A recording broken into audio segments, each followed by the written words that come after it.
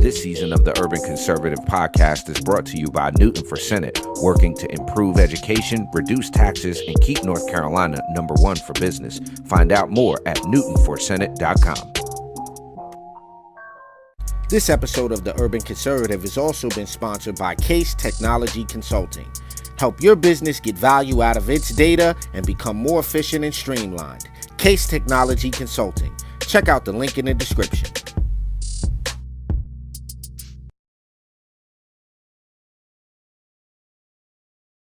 Episode of Top of the Morning is brought to you by Edward Jones financial advisor Kelly Harmon, providing you with well-researched guidance backed by Edward Jones' extensive team and technology that help you prepare for retirement, children's education, or other financial goals. Call 252-473-1006 or visit the link on the screen.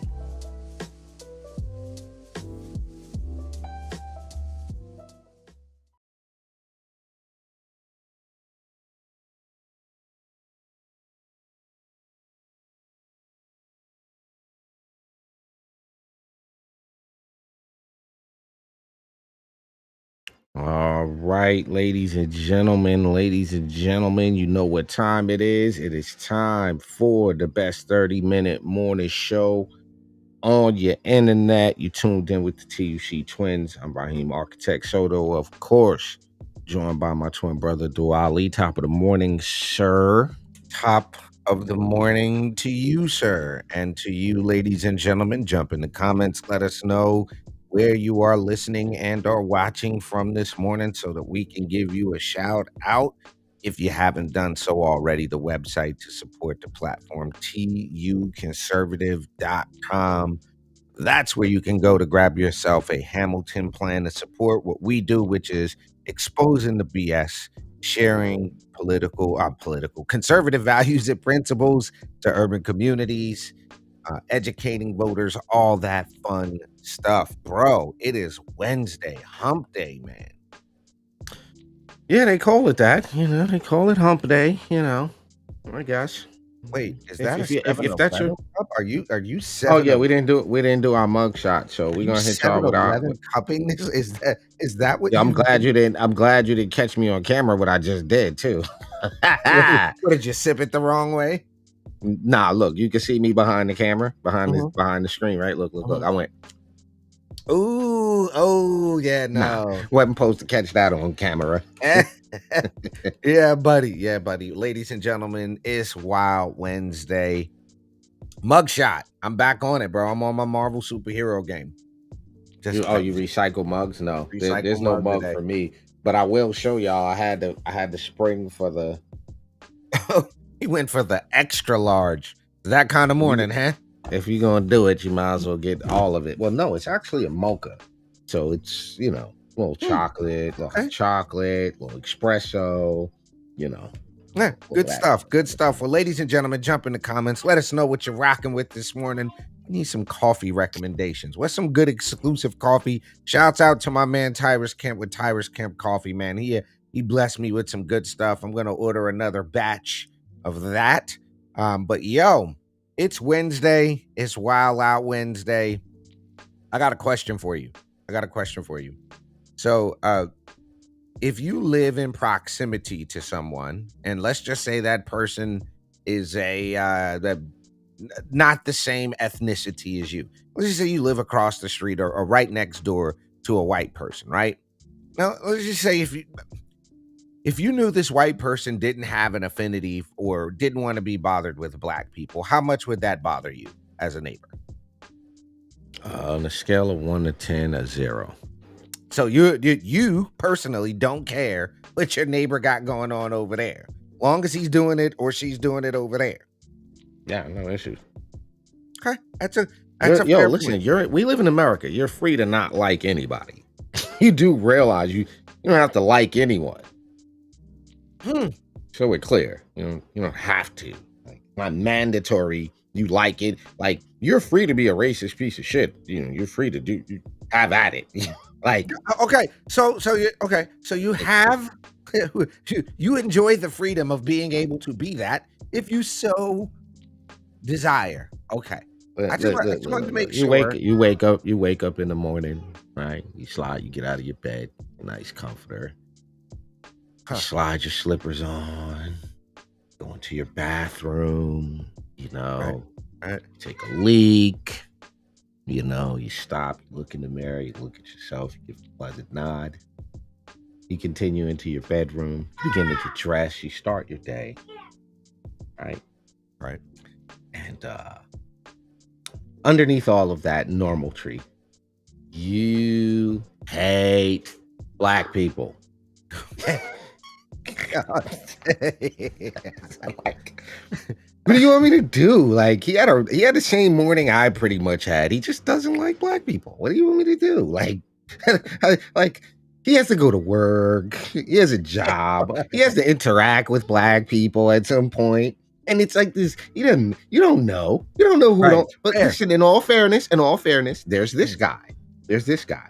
Wakes up in the morning, right? First thing he does, reach for a Black and Mild. Goes to take a leak. checks out his Instagram feed for the latest on trap music, who's fighting who, and don't like white people. There's that guy.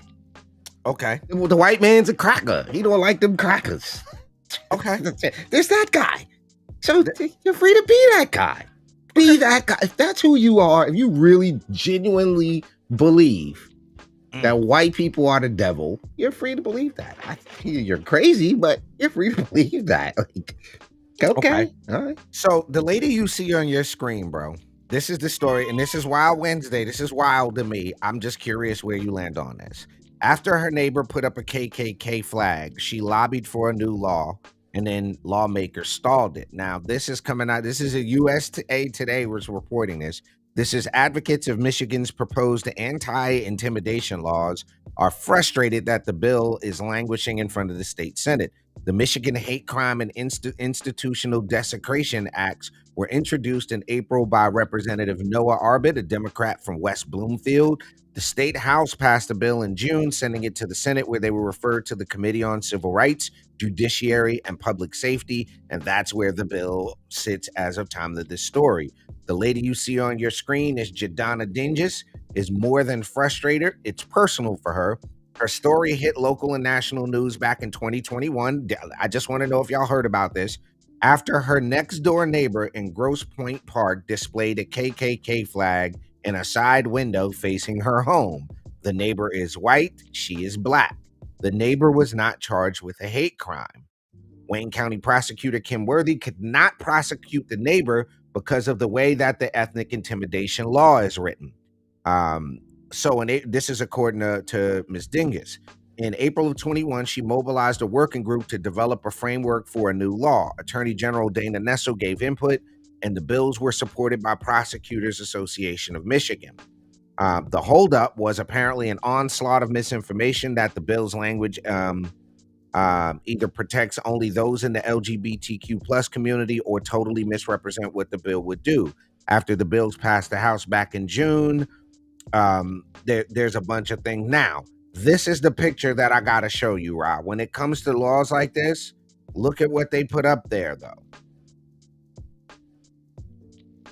That doesn't say anything about racism. That doesn't say that. What that tells me is this was about an LGBTQ thing, trying to slide it under the radar. Okay, so the lady is gay? They don't get into that into this particular story. So where's the picture of the flag that the neighbor has? Where's the picture of the flag? Where's the picture of the flag, this KKK flag? Don't show me the black lady. Don't show me the lady. Show me the flag. That's what I want to see. I don't see any pictures of the flag in that story. Hold on. Of course you don't. Where's the story from the neighbor? Where's the other side to the story? All right, well, the other thing is you can't click on that. Hold on. You understand what I'm asking for, though, right? Yeah. Where's the other side to the story? Was this a situation where she got her Black Lives Matter flag hanging out front? Do we got one of those maybe on the lawn? Nah, I'm calling this Smollett. I'm calling this a Juicy. Do we have a sign war in the neighborhood going on? Is what's popping? I'm calling this one a Juicy. Yeah, so basically what ends up happening is that gets in front of the Michigan Senate, and they like, yeah, that's going to stay in the judiciary. They not touching that. As they should, but this also goes to show you how much these people know about politics. Hurry up and wait. Right. Yo, one of the other crazy things real quick, and I'm going to switch gears real quick here. Have you seen this as of 15 hours ago? Yo, the governor, Sarah Huckabee Sanders, is not playing games. America's enemies are on the march. They are smart, they are brutal, and they will stop at nothing to harm our country. Arkansas is the first state in the country to fight back and kick a Chinese-owned company off our farmland. Listen to this, bro.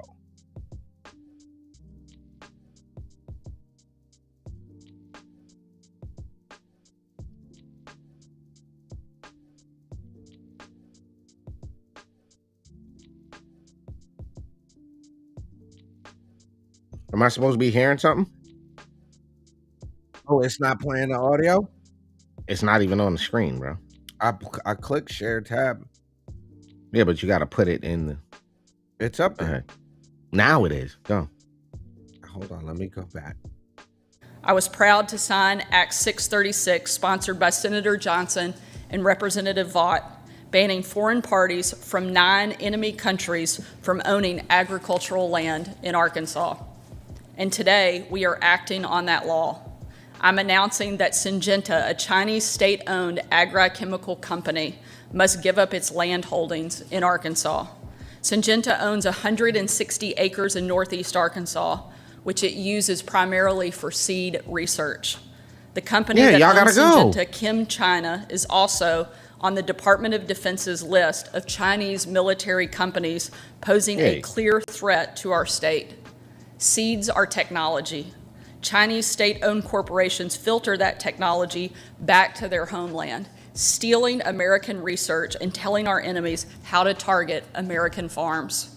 That is a clear threat to our national security and to our great farmers, especially since the Chinese government enacted a law in 2017 requiring Chinese citizens abroad to collaborate with their country's security officials on intelligence work with no questions asked. That's a problem. This isn't about where you're from.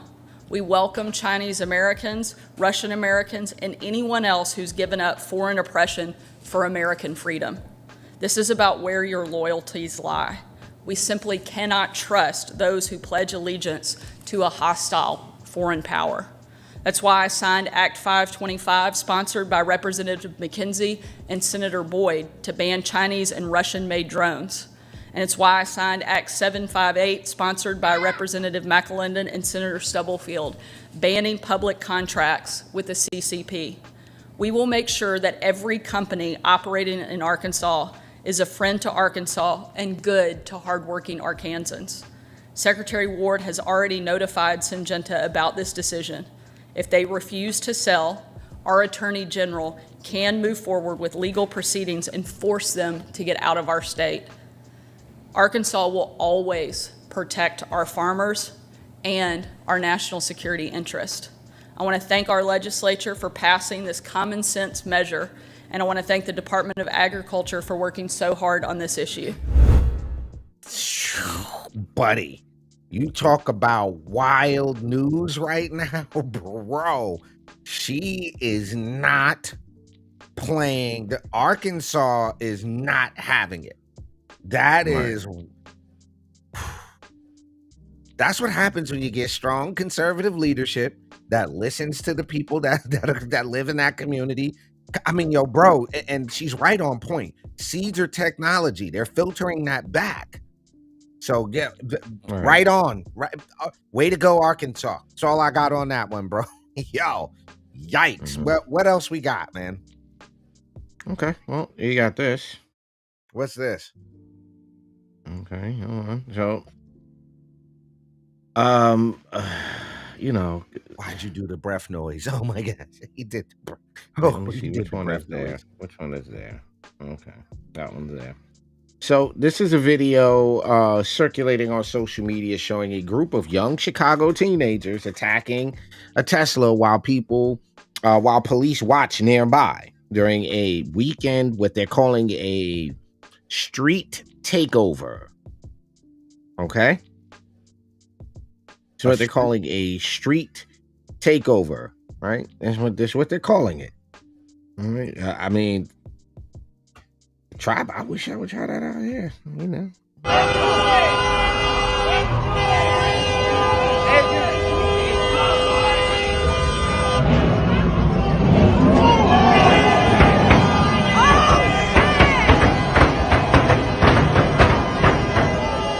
Yeah, why not just slam on the gas and start running everybody over? I don't understand. Oh, that's what they're doing.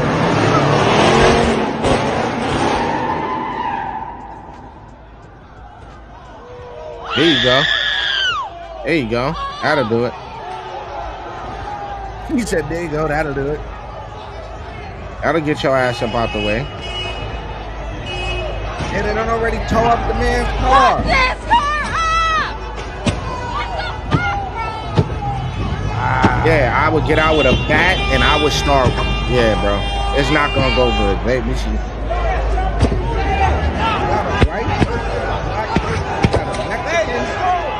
Yo, that's not smart. Why are you breaking the car window?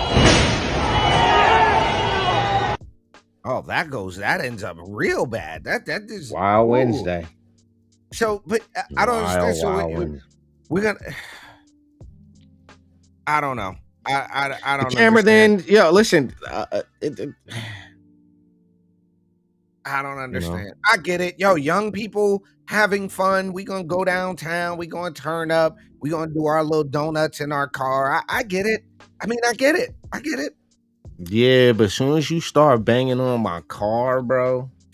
Yeah, that does kind of create a little bit of a. I mean, I ain't the toughest dude. I ain't obviously gonna beat up 25, 30 people. I ain't finna do that, but you never know who be in the car and what they holding and what they got. Yo, like, nah, bro. You can't just you can't do that. Then you wonder why people look at y'all a certain way. You wonder why. Like, you wonder why. Right. Absolutely nuts. It makes zero sense for these kids to be out here acting like that. It's uncalled for. It's totally uncalled for. But, you know, again, it's wild. It's wild. Wednesday. All right, yo, speaking of wild, bro. Speaking of wild, hold on. Let me show you this. And you're gonna be like, that can't be real. This for the other, listen, the other wild part about this too, I have to say, I'll wait. Go ahead. No, go ahead. What was you gonna say? We gotta bring up this Yo, go ahead. Go where you're going with this. I did not see that. Oh man. Just would you look at that? Would you look at that? Yo. What? When did? All right, I'm gonna go ahead and tell you right now. I'm torn on this. Okay. Torn on it. Torn. I'm torn. Okay. Here's why. 99. I'm gonna say. 99.9% of the total amount of police interactions.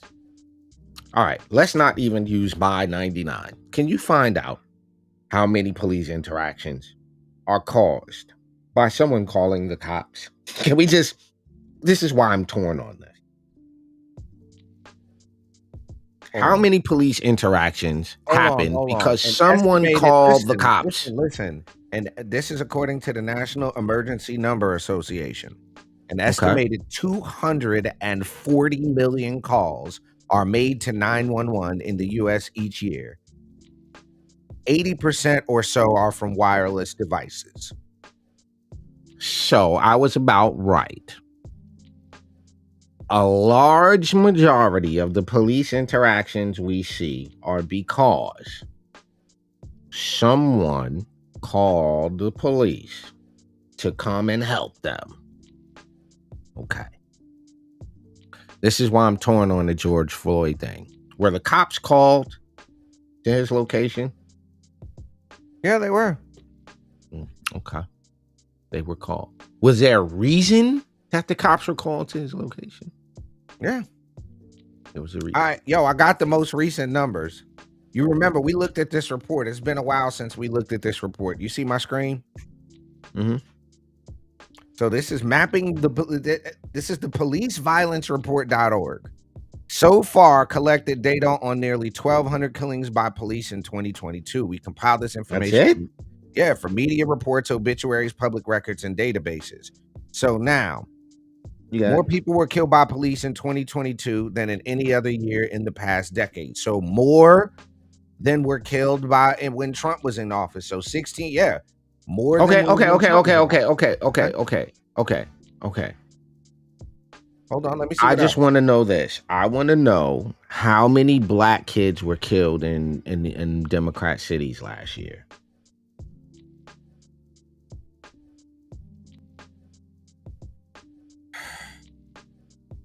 Do you understand? Because we have to put some things into perspective here. You mean 1,200 people were shot by the police or killed by the police? That is the hold on, let's go back. 97% of people killed by the police in 2022 were killed by police shootings. Tasers, physical. Okay, but that didn't tell me how many of those people up there. Okay, it was 1,200 killed by the police, not shot. Okay, so we got 1,200 97% were shot. Okay, 97% of y'all got shot. Okay. Of that 1,200.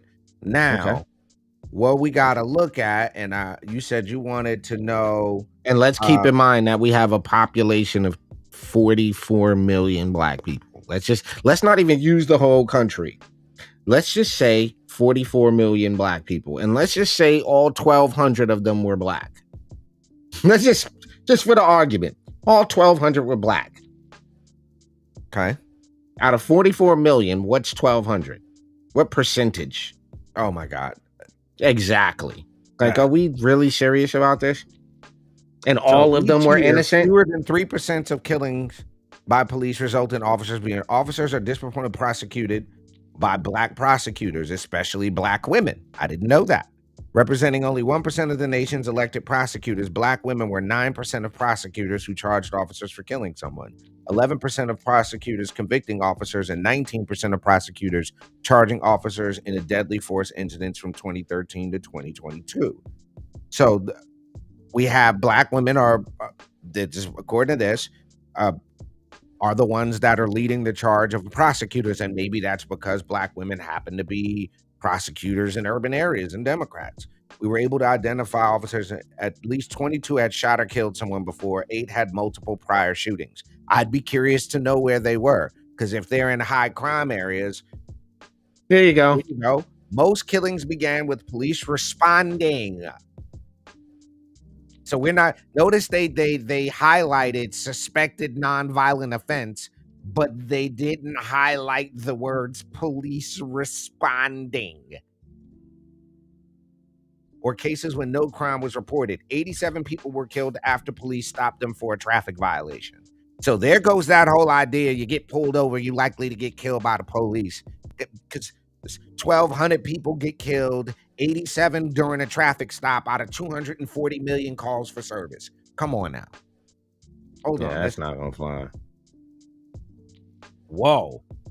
In 2021, the city of Berkeley enacted a policy meant to restrict police from enforcing some traffic violations, including equipment violations like expired tags or tinted windows. While stops for equipment violations have declined since then, overall police traffic enforcement has not reduced substantially, indicating the need for more restrictions on police traffic enforcement. Do y'all see how dangerous this is? They want people riding around with no insurance, no registration, no stickers. Screw everybody else that goes to the DMV and pays an arm, a leg, and an elbow to get the car insured and make sure, screw the people who are doing it the right way. Forget them. Isn't it? That ought to be terrifying. That's wild. 109 people were killed after police responded to reports of someone behaving erratically or having a mental health crisis. There you go. Let me see what else we got here. Unreal. 103. Absolutely. Oh, there you go. 103 people killed by police were unarmed. Okay. 204 had a knife or a sharp object. 685 had a gun. Notice they're highlighting the unarmed one. Why don't we highlight the 685, 800 that had that, adding the 685, yes. And the vast majority of the people that get shot by the police either got a gun, got a knife, or some other object, clearly. or undetermined. Whatever that was. And even when they're saying unarmed, that means they didn't have a gun. They could have had something else. Okay. So most unarmed people killed by police were people of color. Okay. 32 out of the people, the unarmed people that were shot. Okay. Black people were more likely to be killed by police, more likely to be unarmed, and less likely to be threatening someone when killed. The only way that works. Go ahead, bro. Just go. No, go ahead. Go ahead. My noise should have been enough. Yo, so okay.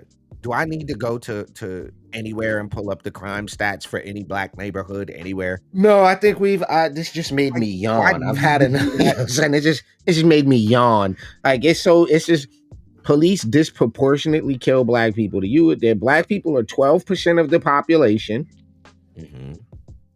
They make up 26% of the people killed by police in 2022. So let's ask ourselves a question, though.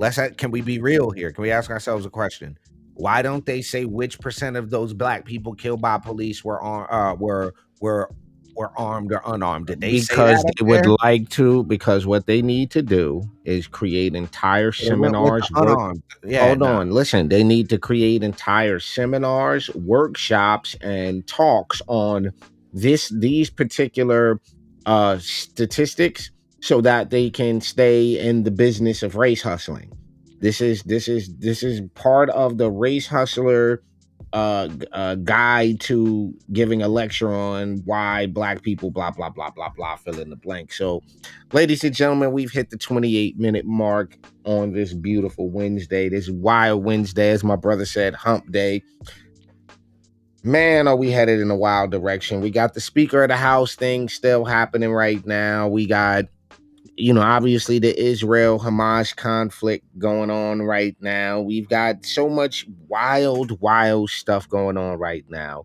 But at least our website's only $10 for the year. I mean, that's it. Think about it. Just all you got. $10 for the year. Listen, we're going to be right back here tomorrow morning with Top of the Morning.